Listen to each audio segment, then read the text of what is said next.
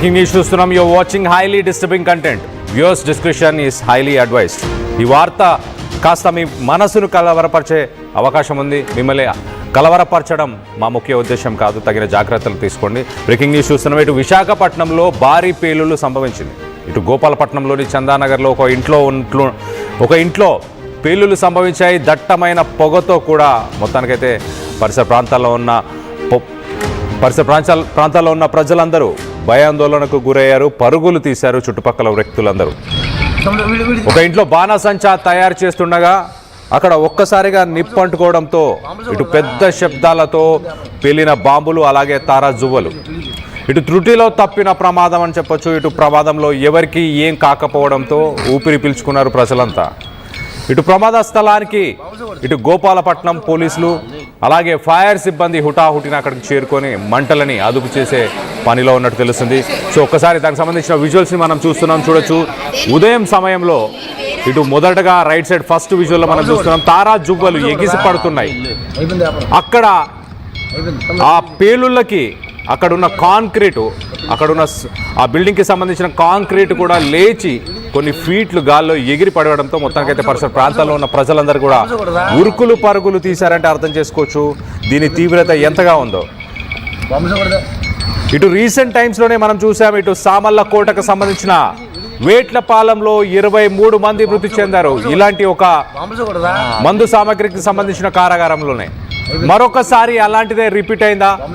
అసలు ఆ కింద రైట్ సైడ్ విజువల్ మనం ఒకసారి చూస్తే కనుక ఒక రెసిడెన్షియల్ కాలనీ లాగా కనిపిస్తుంది. పూర్తిగా అక్కడ ఫ్యామిలీస్ అందరూ ఉన్నారు. సో మొత్తం మీద ఒక రెసిడెన్షియల్ కాలనీలో మరి ఎలా పెట్టారు? దానికి అసలు పర్మిషన్ ఉందా? లైసెన్స్ ఉందా?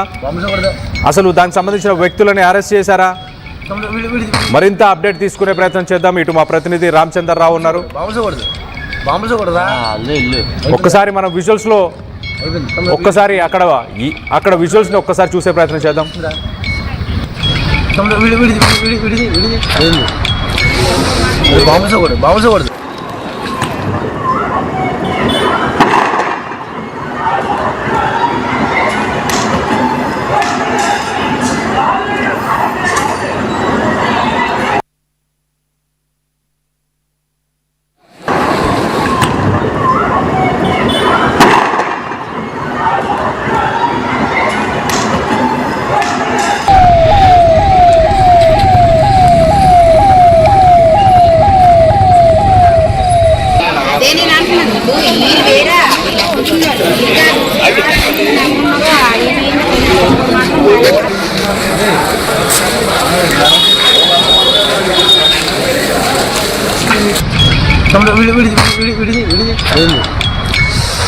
బాంబులు కూడదా అయిపోయింది వ్యాపారం అయిపోయింది. తమ్ముడు వీడిది బాంబులు కూడదా వచ్చిందా?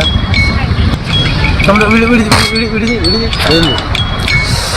బాంబులు కూడదా అయిపోయింది వ్యాపారం.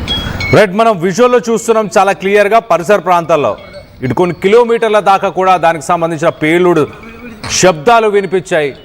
ప్రజలు ఉలికి పడ్డారు. ఏ బిల్డింగ్లో అయితే ఈ మంటలు అంటుకున్నాయో ఆ బిల్డింగ్కి సంబంధించిన కాంక్రీటు శకలాలు కొన్ని ఫీట్ల హైట్ ఎగిరి మరి పడిపోయినట్టు తెలుస్తుంది. ప్రజలు ఒక్కసారిగా ఉలికి పడ్డారు. భయభ్రాంతులకు గురై ఇళ్లలోంచి పరుగులు తీశారు. మనం చూస్తున్నాం రైట్ సైడ్ విజువల్లో చూడొచ్చు. ఎంతో దూరం నుంచి తీసిన ఆ వీడియోలో కూడా దానికి సంబంధించిన శబ్దాలు కానీ దట్టమైన పొగ, ఒక రకంగా ఇటు ఇజ్రాయెల్కి సంబంధించిన యుద్ధ వాతావరణమే ఆ రైట్ సైడ్ ఫస్ట్ విజువల్లో మనకు కనిపిస్తుంది. దూరం నుంచి చూసినా కూడా దానికి సంబంధించిన ఆ పేలుడు శబ్దాలు కానీ మొత్తానికి అదృష్టవశాత్తు ఎటువంటి ప్రాణ నష్టం జరగలేదు, ఎవరు గాయపడలేదు. ఒకసారి దీనికి సంబంధించి మరిన్ని వివరాలు చెప్పే ప్రయత్నం చేస్తాం. ఒకసారి మనం చూస్తే కనుక ఇటు విశాఖపట్నంలోని చంద్రానగర్, గోపాలపట్నం ఏరియాకి సంబంధించిన చంద్రానగర్లో ఈ ఘటన చోటు చూసుకుంది.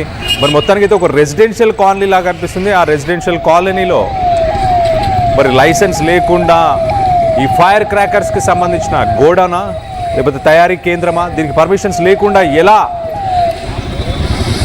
అక్కడ నిర్వహిస్తున్నారు? దానికి సంబంధించిన ఓనర్పై కేసు నమోదైందా? ఒకసారి మనం చూస్తే చంద్రానగర్ గోపాలపట్నంలో జరిగిన రెసిడెన్షియల్ ఏరియాలో జరిగిన ఈ బ్లాస్ట్ వల్ల, ఈ ఫైర్ క్రాకర్స్కి సంబంధించిన ఈ బ్లాస్ట్ వల్ల మొత్తానికైతే అదొక మ్యానుఫ్యాక్చరింగ్ యూనిట్ అలాగే అక్కడ స్టోరేజ్ కూడా చేస్తారు ఇల్లీగల్గా అంటూ మొత్తానికైతే ప్రాథమిక విచారణలో తెలుస్తుంది. అలాగే ఒక చిన్న మంటగా స్టార్ట్ అయ్యి దాని తర్వాత మనందరికీ తెలుసు ఇటు మందు పాత్ర హైలీ కంబస్టబుల్ ఉంటుంది. ఊరికే మంటలు అంటుకుంటే అది చాలా ఈజీగా వ్యాపిస్తుంటుంది. మొత్తానికైతే ఒక మ్యానుఫ్యాక్చరింగ్ ప్రాసెస్లో మందు పాత్ర దానికి మంటలు అంటుకోవడం వల్ల మొత్తానికైతే చైన్ రియాక్షన్ ద్వారా ఒక మ్యాసివ్ ఎక్స్ప్లోషన్ అని చెప్పొచ్చు. ఆ ఎక్స్ప్లోషన్ ఒక భారీ శబ్దాలతో పాటు ఇటు తారా జువ్వలు కూడా అన్ని డైరెక్షన్స్లో కూడా ఎగిరిపడ్డాయి. మరో పక్కన ఇటు బిల్డింగు పరిస్థితి ఒకసారి చూస్తే కనుక బిల్డింగ్ కూడా చాలా సివియర్గా డ్యామేజ్ అయినట్టు తెలుస్తుంది. దానికి సంబంధించిన కాంక్రీట్ శకలాలు కూడా కొంత హైట్కి ఎగిరి మరి పరిసర ప్రాంతాల్లో ఉన్న బిల్డింగ్స్ పైన అక్కడున్న పరిసర ప్రాంతాల్లో పడిపోయినట్టు తెలుస్తుంది. ఒక్కసారి ఈ ఘటనలో మొత్తానికైతే అదృష్టవశాత్తు ఎలాంటి ప్రాణ నష్టం జరగలేదు. ప్రస్తుతానికి ఇటు పోలీసులు అలాగే ఫైర్ ఫైటర్స్ వీరందరూ కూడా ప్రస్తుతానికి ఇటు గోపాలపట్నం పోలీస్ అలాగే ఫైర్ డిపార్ట్మెంట్ ఘటనా స్థలానికి చేరుకొని ఆ మంటలను అదుపులోకి తీసుకొచ్చే ప్రయత్నం చేస్తున్నారు. అలాగే ఎవరైతే ఈ రెసిడెన్షియల్ ఏరియాలో ఆ ఫైర్ క్రాకర్స్కి సంబంధించిన ఒక స్టోరేజ్ని అలాగే ఒక మ్యానుఫ్యాక్చరింగ్ ఫెసిలిటీని ఎవరైతే పెట్టారో వాళ్ళని పట్టుకునే ప్రయత్నం చేస్తున్నట్టు తెలుస్తుంది.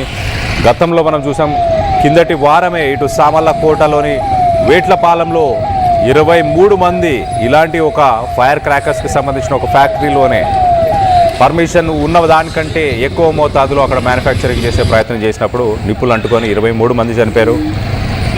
అలాంటి ఆ ఘటన చోటు చేసుకున్న తర్వాత ఇటు ఆంధ్రప్రదేశ్ ప్రభుత్వం కూడా ఈ విషయాన్ని చాలా సీరియస్గా తీసుకుంది. లైసెన్స్ లేకుండా అలాగే రెసిడెన్షియల్ బిల్డింగ్స్లో లేబర్ లాస్ పట్టించుకోకుండా సేఫ్టీ నార్మ్స్ని పట్టించుకోకుండా ఎవరైతే